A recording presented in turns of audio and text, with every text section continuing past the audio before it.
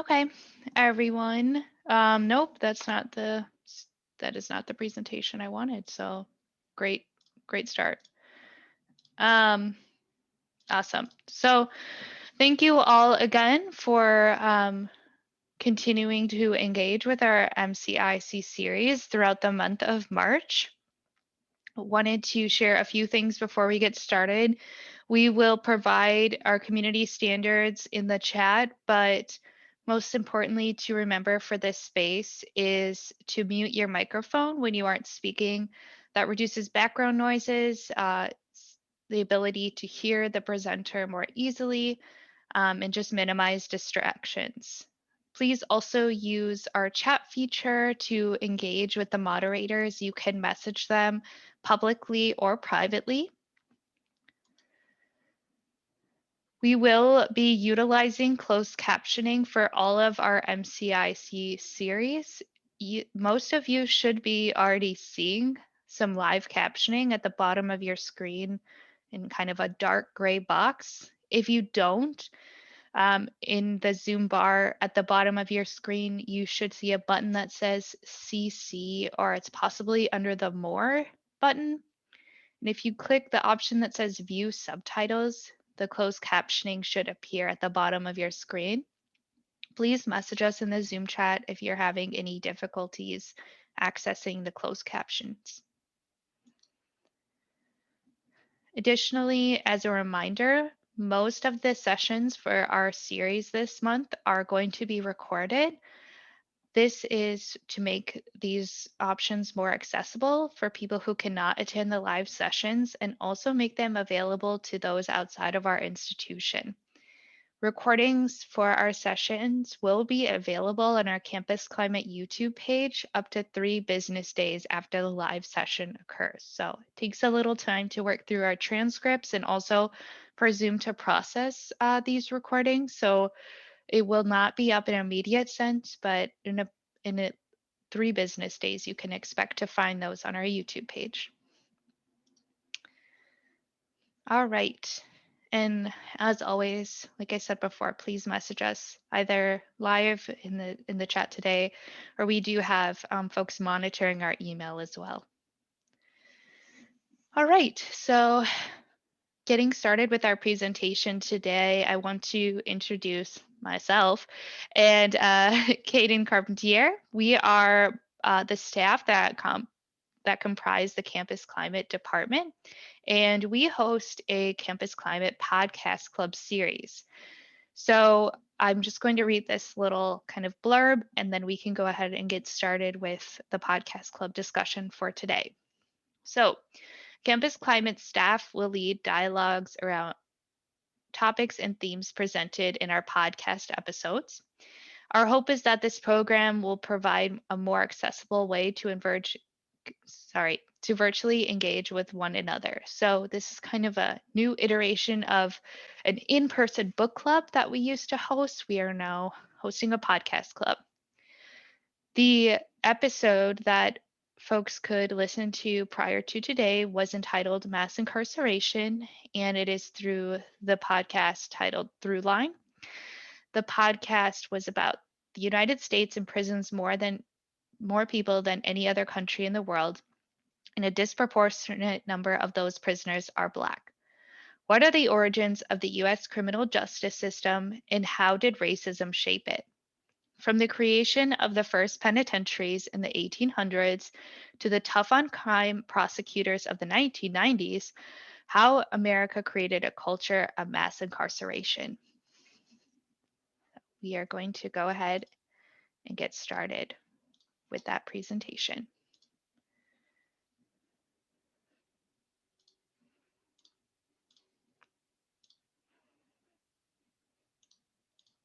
Okay.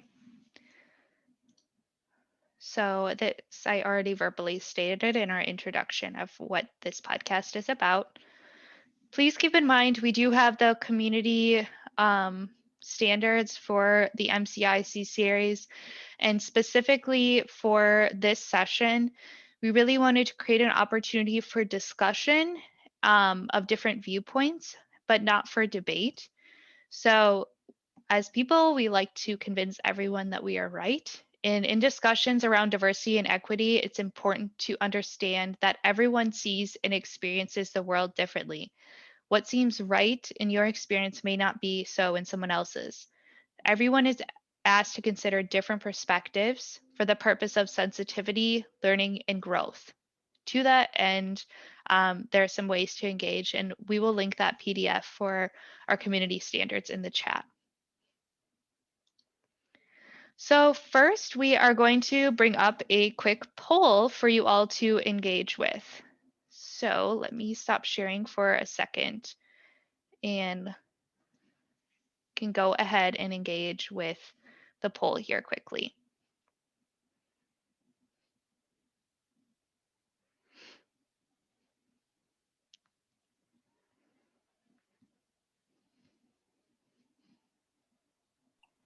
I feel like we should have called this a pop quiz because it feels more like a quiz than a poll to me. Just saying. Well, okay, To give it some thought. pop quiz / poll.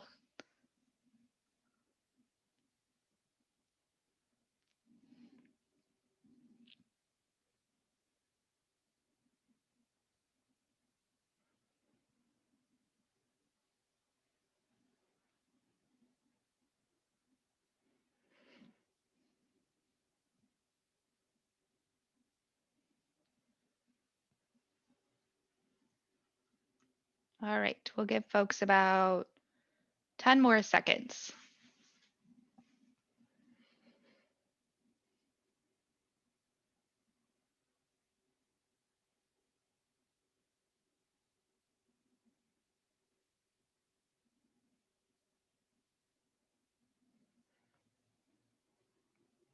All right.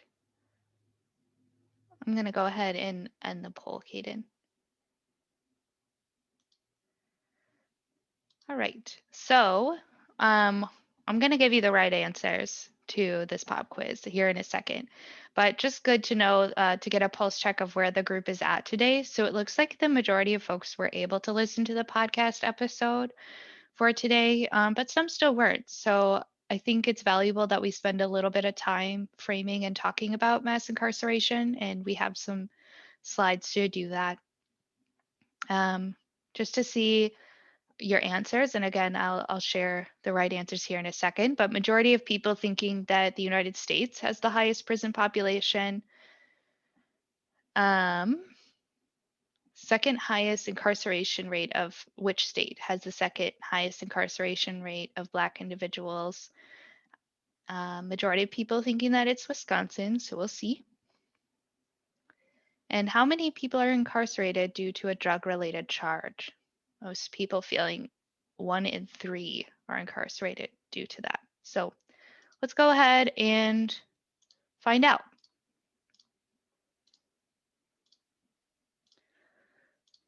All right, so majority of you were correct. The United States incarcerates the most people in our entire world. 1 out of 5 people incarcerated in the world are incarcerated in the United States. For a little bit of context, China, who has the highest population for the country in the world, currently imprisons 1.7 million people. The United States is the 3rd most populated country in the world and currently imprisons over 2 million people. So just to kind of frame the volume of that. Did we kind of know this going into this discussion today, or was this surprising for folks? Feel free to kind of either unmute yourselves or place that in the chat. What are some reactions to the statistic?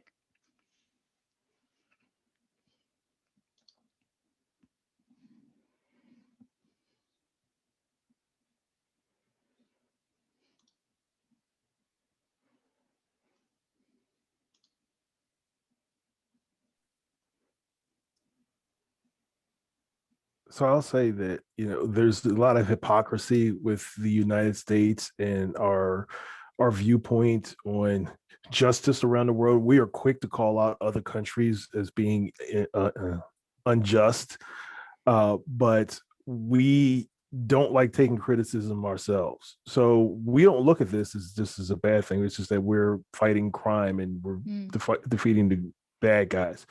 But if another country would do such a thing as incarcerating such a high population, we look at China as somehow they are violating human rights, but we don't see the same thing with ourselves. So I think out of all the countries in the world, we are the most hypocritical because we have the most power, but we are also contradicting a lot of the very things that we like to say we stand up for. Mm. Yeah, that's a really great point. And I think that your comparison, like with China, for example, I see that come up a lot in the news, and it doesn't discredit what may be happening within that country. And there are atrocities committed all across the world, and I don't want to diminish that. However, it does seem a bit of a deflection on what might be happening, or not might, what is happening within our own country as well. I think though, then, maybe it's then, by being such hypocrites, we give others reasons to ignore what we have to say related to human rights as well. Mm-hmm. Definitely.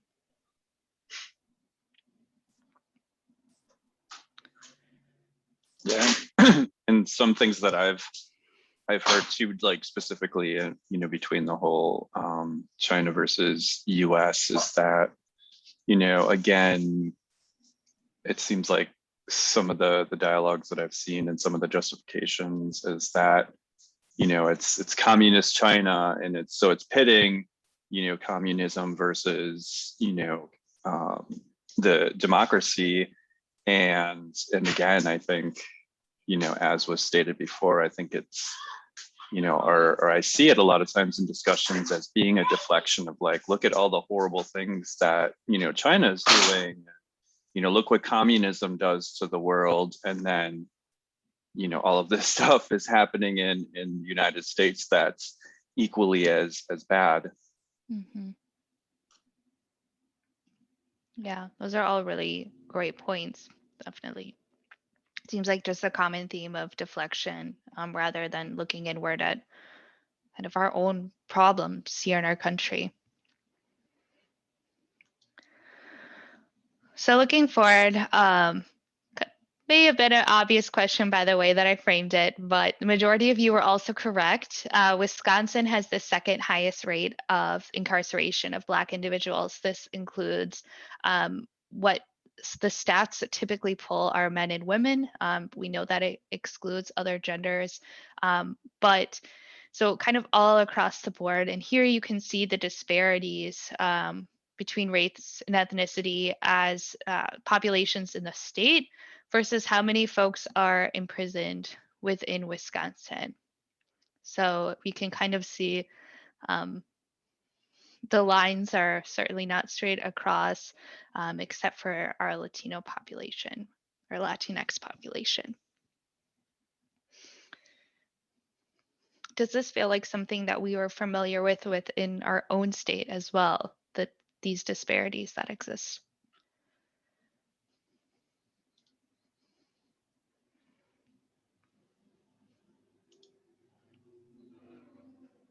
I could be wrong too, but isn't Wisconsin like one of, if not the most segregated state as well, in terms of like population and where people live? Mm-hmm. Yeah.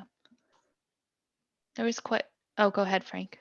I was gonna say it's not just Wisconsin; it's actually a lot of Midwestern states. So I think in the top 5 country or states that incarcerate a disproportionate number, it's Iowa, it's Wisconsin, it's Illinois, it's Minnesota, and I want to say Michigan's also a part of that, but I can't really remember. But we can see that that's a big issue that's taking place, and yeah, you're exactly right. With Wisconsin, we have a very overall this whole country is very segregated. But when it comes to Milwaukee, of course, Milwaukee's probably the most segregated city in the entire country.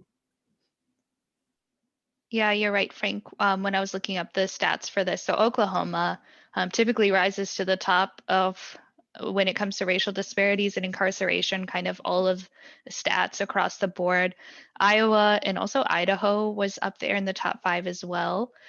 But yes, Wisconsin is typically within those top 5 when you look at various racial disparities in incarceration and also segregation within the state as well.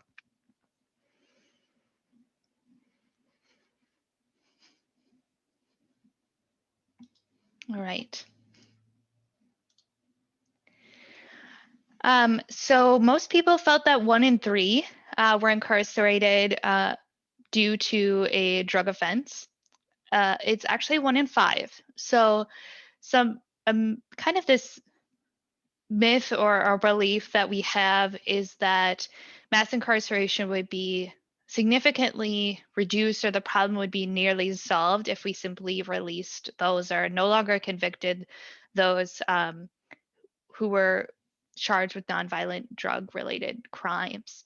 But that's just simply not the case. So actually, the majority of folks who are incarcerated for something unrelated to drug possession or sales. So it's certainly not to diminish the importance of looking into, especially the nonviolent drug offenders and what is that doing to the population overall? How is that affecting folks? It definitely affects people, and it's not something to shy away from. I mean, just look at the stat here. 450,000 are incarcerated for nonviolent drug offenses on any given day. That's still a huge amount, but it's not the whole picture, contrary to what we might feel.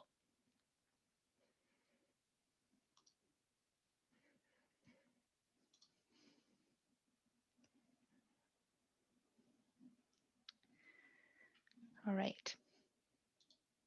So I think that just because we had a few folks that we had majority of folks that were able to listen to the podcast, but some who weren't, I'm going to take a little bit of time right now to kind of recap the podcast, and then we can get into some more discussion-based spaces for our time remaining today. So the podcast episode kind of took this linear approach and started all the way back in the 1800s of how did our prison and prison systems even start? And the model kind of solely relies on the Eastern State Penitentiary. And as I was sharing with Kaden earlier, something that I realized as they were talking about this plays and that the actor Steve Buscemi like narrates when you walk through this penitentiary, that I had actually been there and never even realized it. So that was kind of cool. Not cool, but a connection I made. Anyway, this penitentiary, which was built by Quakers for the purpose of punishment, they felt that folks should receive penance, and that isolation and really self-reflection was going to be the way of reform. And it really is the model that we still have today, although it has proven time and time again to not work. Isolation, self-reflection, penance for crimes does not typically reform someone and make them not commit again. And honestly, it typically damages people even further. So, but thinking back all the way to the 1800s, the structure and kind of thought of this particular penitentiary was really the model for what our prison systems look like today. And it also heavily influenced other countries in Europe and also Latin America. From the start, the United States has used prisons to deal with people who do not fit into a dominant cultural mold. So we can look at that in many ways. One way we might frame that is a white Anglo-Saxon straight male mold. And this has largely affected those who do not fit that. So most affected even today are LGBTQ plus people. Yes, there was a time in our country, and as you'll understand, loopholes are always made that, being gay or being trans was illegal. We know that it affects immigration then and now, people of color will discover those loopholes pretty quickly and more. So sometimes even though our country was founded on sort of these concepts of freedom, it may affect others, such as like others of different cultural or religious beliefs as well. In the mid 1800s, the 13th Amendment came about, and that was an effort to end the institution of slavery. But let's look at this quote here.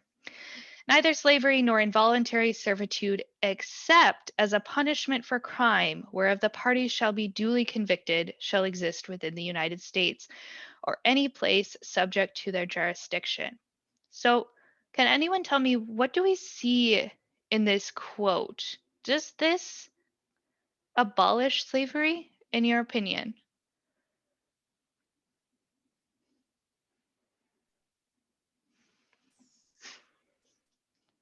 No, it just moves it to the guise of legality and law, and to make it seem like it's credible and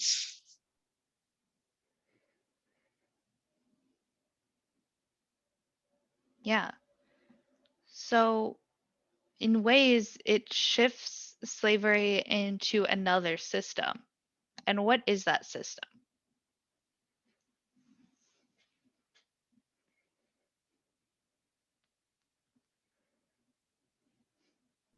Incarceration. Yay! Yes. So as a punishment for crime, right? Exactly what the podcast talked about and what we're talking about today. So again, they talked a lot more about the 14th and 15th Amendment, but what I want to kind of highlight here as well is two different things. So black codes and Jim Crow laws were both iterations of these loopholes from the 13th Amendment. So, particularly in southern states, but just because we live in a northern state does not mean we were immune. It was just a little bit more on the books at that time in southern states. So folks were like, "Oh, no, no, no. What? People of color and especially black folks are living freely, owning businesses, thriving, holding positions of power. I'm not really feeling that. So I'm going to create these laws to create a loophole where you can't sell things after dark, or you can't come to this side of town. These sort of bizarre but very poignant laws that started incarcerating a lot of black individuals and particularly a lot of black men. So let's look at Alabama, for example. In the 1850s, 99% of the prisoners in the state of Alabama were white. Jim Crow laws come along, and by the 1870s, 85% of the prisoners were black. Very drastic shift at this time at how prisons were comprised and whose actions were considered illegal and what were the consequences of that. So we see a new iteration of enslavement, to be honest. Jails became overrun, and then the state was like, well, they could just work. So a lot of black folks and black men, particularly, were forced into labor camps and doing the exact same jobs that they were doing when they were enslaved. Um, and often in extremely terrible conditions. I don't know if I think this is probably quite obvious, but as Jason said, it's simply a similar iteration. It just takes a different name and a different form. It is run by the state rather people with private property, etc. So by the late 1890s, we got this German guy who I don't know his name, I blanked on it, but he came over and he was like, yeah, so you see how all of these black men are in prison in your United States. Well, I've got some great pseudoscience to back that up. And that's really where the birth of the stereotype of black men, particularly being violent, dangerous criminals, came from. Because white folks clung to this pseudoscience because it said that there was an inherent connection between race and criminality. And they were like, oh, thank God it's not just me and my fear and my racism. Science says it, right? Yeah, the science was not real. But as we know of today, sometimes people believe things that aren't true. So this sort of started coming into the lexicon of dominant white culture, that it was not because the government and the state and individuals created a system to imprison Black men. It was that Black men were inherently going to be imprisoned because of who they were. So jumping forward to today. So if we know all of this to be true, why does mass incarceration continue to be a problem? Why are more and more people imprisoned every day, even though crime and especially violent crime has continued to decline since the 1870s? No, 1970s. So the podcast points out a couple of different factors. So prosecutors, they argue, are one of the most powerful positions in our country, and that during the 1990s, really kind of after the tough on crime mentality is more prevalent in our society, more prosecutors were hired. And the more prosecutors there are, the more people end up in prison. And there is a direct link between prosecutors and politicians. So um, it it just happens that not only do prosecutors often become in political positions, but politicians typically lean into the tough on crime kind of idea because it appeals to voters. So it's not just one side or one politician's fault. They appeal to what they feel us as citizens want, and what time and time again we have fed them what they want. So it's a cultural problem, it's a political problem. Um, you know, folks are facing prosecution and then going into prisons or jails. So it's coming from a multitude of angles. It's a perception problem. So I, the media is a very big thing, but what likely, are some TV shows that a lot of us maybe watch now or grew up with? Cops, Law and Order SVU, Law and Order Criminal Intent, right? Like all of these really sensationalized uh, TV shows, and also what do we listen to? What podcasts are popular, right? Serial killers, crime podcasts, who's missing today, right?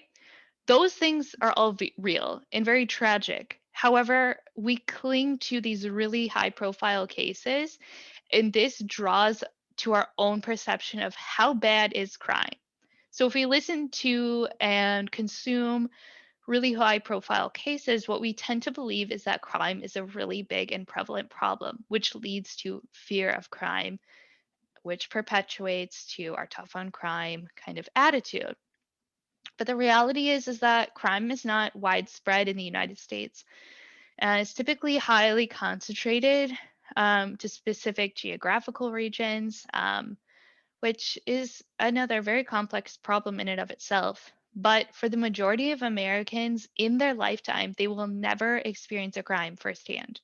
Will always be a friend or my cousin or my coworker, which still is real, but it doesn't quite equate to the fear that a lot of Americans have about crime itself. So that was kind of a large overview of the podcast and things that it describes. Before we get into um, our discussion questions, I just kind of want to pause and any kind of general reactions to what I've shared as a recap, or what you learned in the podcast or perhaps already knew before coming to this space.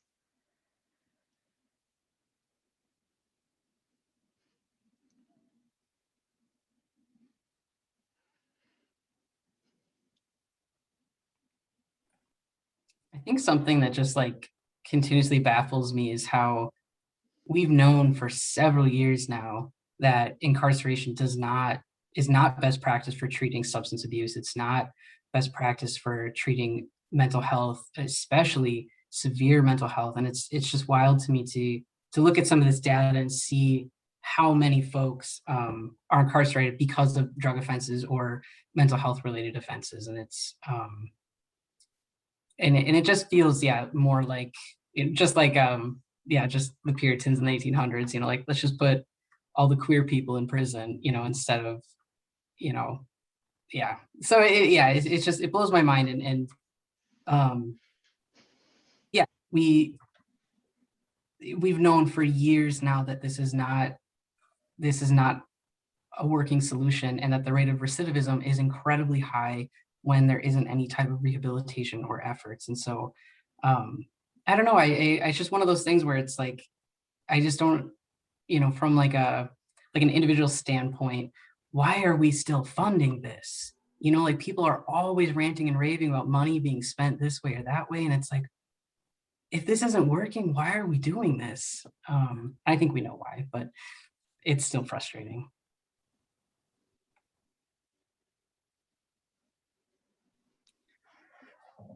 I think sometimes, Caden, my sense with that is that our communities don't want to deal with people who have mental illness. They don't want to deal with people who have substance abuse problems, similar to like our communities don't want to deal with people who do small minor crimes. They just want to put them somewhere away from our eyes, our acknowledgement.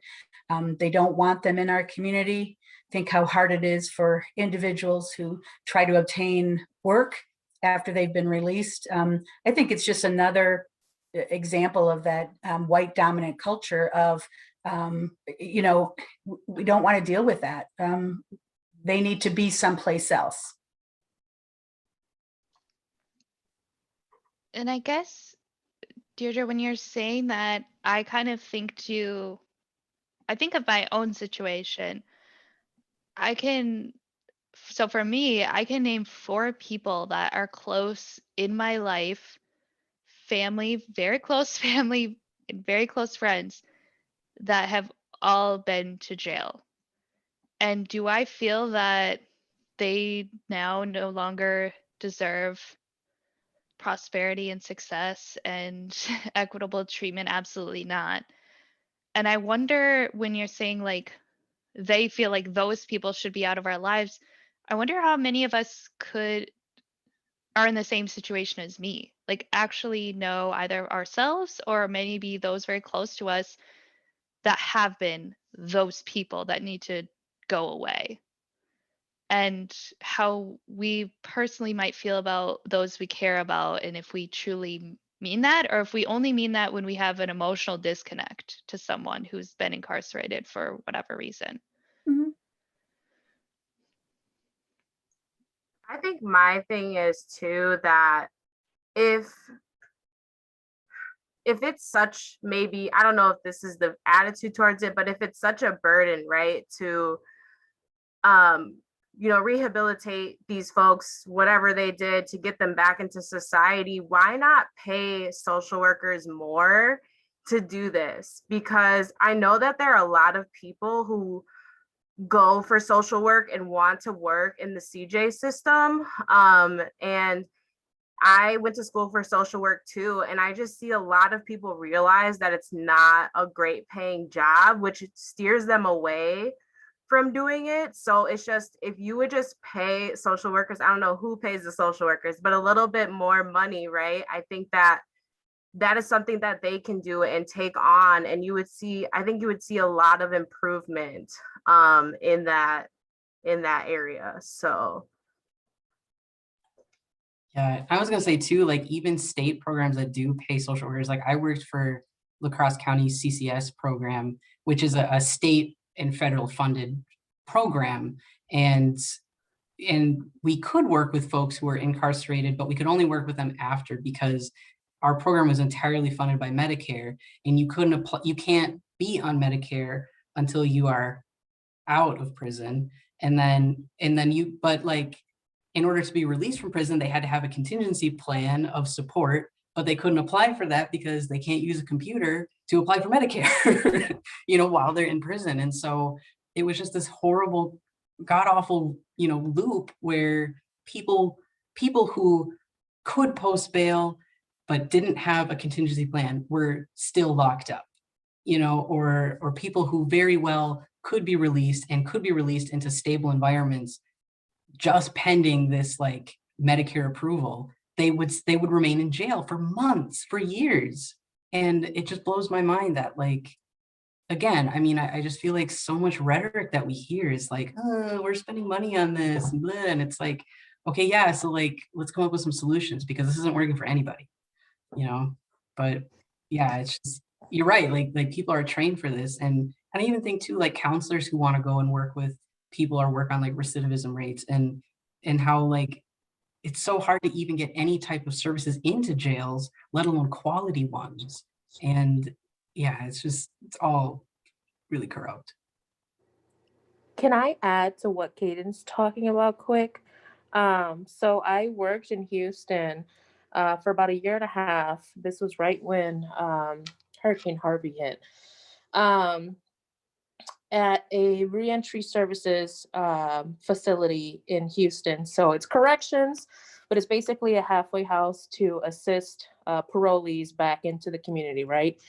And I think I learned the ugly side of our our Department of Corrections or criminal justice system in general, working there, because there were so many obstacles that parolees had to go through just to be released, right? To go even look for a job, to go apply for Medicare, Medicaid, or any food stamp services. The facility particularly that I worked in, the goal was to get the parolees out on what's called the home plan. The home plan includes either either living with a family member or somebody they know, or getting an apartment of their own. But in order to do that, you had to prove that you had an income, right? So how can you prove that you have an income if you aren't allowing these individuals to go search for a job to begin with? So we had parole officers on site as well, every day of the week, and it was just really interesting to see all of that play out. Of, no, you're on lockdown for 2 weeks. Well, you just took away 2 weeks from this individual to either get the paperwork they need to get their Texas ID or to get food stamps. And if they got food stamps, they would be confiscated. That to me it seemed illegal. And I didn't understand why. But so since they were technically living full-time in a halfway house that provided them with 3 meals a day, they would confiscate their food stamps or their SNAP cards and wouldn't even give them back once they did receive a home plan. They had to reapply. So it just makes you understand the system a little more. It makes you hate it. It makes you angry. And ultimately working there was the reason that I applied and started my master's in clinical mental health counseling, because, aside from doing the case management stuff, I was one of the few workers there that took the time to really get to know these parolees, right? Because everybody has a story, and whether it was a sex crime, whether it was a crime related to drugs, like I always took the time to kind of get to know them and understand why maybe they would have committed the crime that they did, etc. And like most of it was childhood trauma. And of course, nobody wants to sit there and listen to a criminal talk about their childhood trauma. Nobody cares, right? So it was a motivating factor, but at the same time, it was emotionally taxing because I saw how everything was working against them instead of working for them, right? So I was supposed to be making a difference and helping them get a job and setting up these appointments for them to go to workforce and stuff like that. But at the end of the day, there were so many loops that they gave up, and they would rather stay in the halfway house. They would rather not do anything. They would rather, live out the rest of their parole time there. Like, it is insane how the system works and how little effort there is into actually getting these guys or anybody that's on parole actually reintegrated into society. Like it's almost impossible. And it feels like the goal is to not get them back, right? It's to just leave them, throw them away, not help at all. And it's really gross. And I would not do that job again. I would not do that field of work again.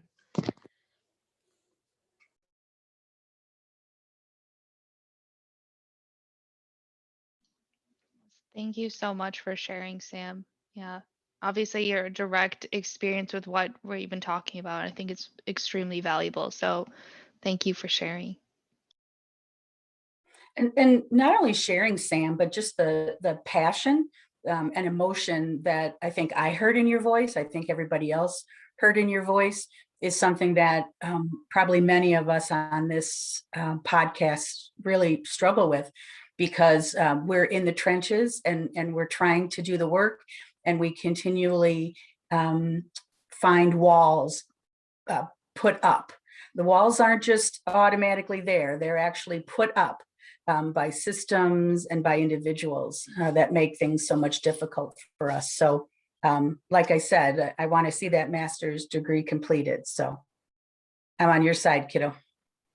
I'm working on it. I swear, if it's the last thing I do before I check out of this earth, I'm getting that master's degree, and I'm doing the work. I know you will.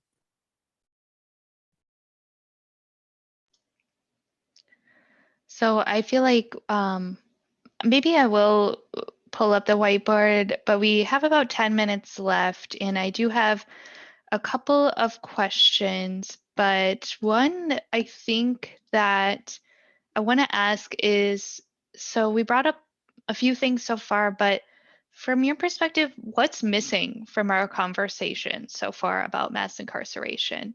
Do you feel like we haven't talked about yet that would be beneficial to bring to this group here today? And you can feel free to continue to unmute yourselves. We can engage in that way or in the chat.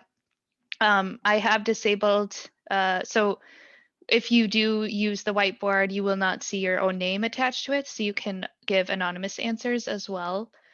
Wanted to put that question out there as we kind of get towards the end of our time here today.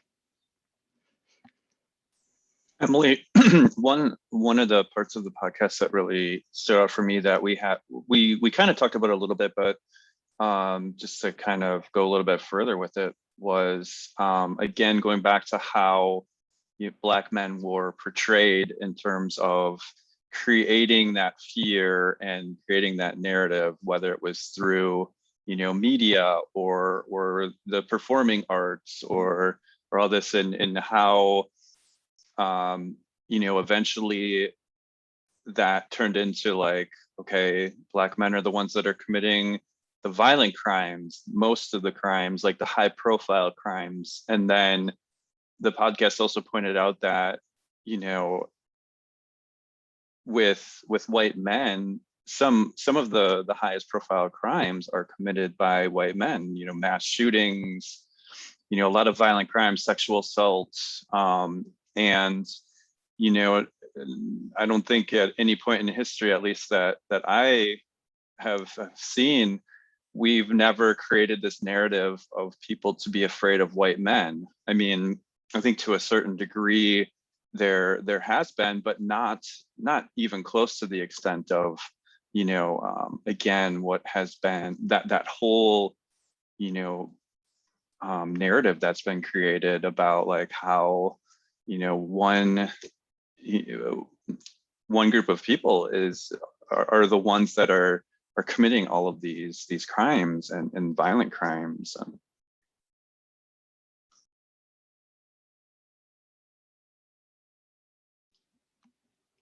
Yeah, I think that's a really good point. I know that I put this in the chat as well, but I think it's important. It wasn't just kind of one mythical science reiterating these stereotypes. It came from a multitude of avenues and really perpetuated why people still feed into that stereotype today. And yes, drawing out the comparison of, through this, we've kind of gleaned over who is committing these violent crimes. Who do we kind of let gloss by and frame as lone wolf or bullied, or we attribute a kind of these factors that certainly affect folks' lives, but we don't give the same grace to others, and who is really behind kind of some of these violent crimes in our country. For the person who asked the percentage of incarcerated related to violent versus nonviolent, there is a very good chart. We have resources at the end of this PowerPoint, and I remember looking at it this morning. I almost included it, but it's so comprehensive, it doesn't work really well in a PowerPoint. But yeah, I will try to find the specific resource where I found it on my PowerPoint and throw that in the chat so you could go to that website, and it's very comprehensive, and I think it'll answer your question. Emily, I would just like to say that I really like whoever put how incarceration affects families involved, financially having an absent member or parent, because personally, like my father was in prison my whole life, and I didn't really realize how that affected me until, started to go to college, right? And they're asking for the income of both parents, and just being around other people who do have both parents and kind of comparing that situation to my own. I think that it really does affect us, right? Like my dad being absent really made me feel like it was my fault, that I had did something wrong, and really it wasn't. And especially going to college too, just not having that second income, so paying for college is just kind of hard. But I think that at my college, what was really nice is they actually had a scholarship for students who had incarcerated parents, which I think was super awesome, right? But yeah, it really does affect the family, right? I mean, if you have an incarcerated parent, sometimes that can pass off to, the children, and affect the children and just the whole vibe of the household. So I just think that is really important to put into this conversation, because it is a big deal, and it does have unintended consequences. I really appreciate you sharing that, Brittany. And I think something that always makes me sad and disappointed, when I'm in white circles, which is all the time in this place, but in general, I so often hear white folks making fun of Black children or Black families because there's an absent father, but not leaning into why that is, and it's like we're literally tearing Black families apart with this system, and then making fun of people for it. I mean, that's terrible, and yeah, I don't know. It's just, yeah, like we're gonna mass arrest and imprison Black men and then wonder why, yeah, Black fathers aren't present, or make assumptions about Black fathers not being present. You know what I mean? It's just absurd, very hypocritical.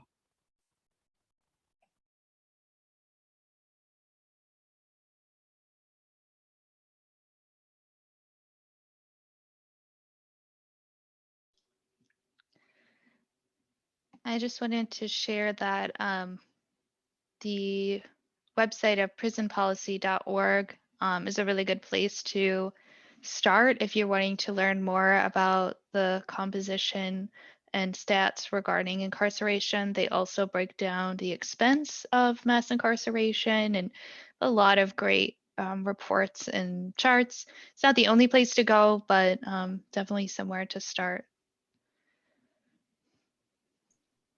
I always wondered what the criminal justice system would look like if police or judges had like social work training, because I noticed that going through college, they put criminal justice and social work in the same school.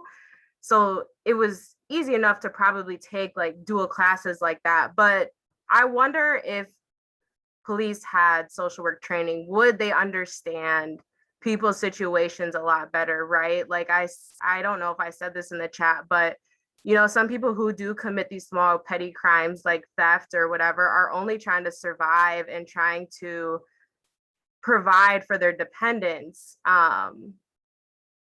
So I just think that, you know, maybe looking at theft in that way and maybe trying to get them resources instead of, oh, this is your first time stealing something, let me lock you up for 20 years. You know, I would hope that there would be some type of training, and I don't know how effective it would be, but just to have them see through a lens of somebody else instead of, oh, this is the law, like you broke the law, so you're just gone forever.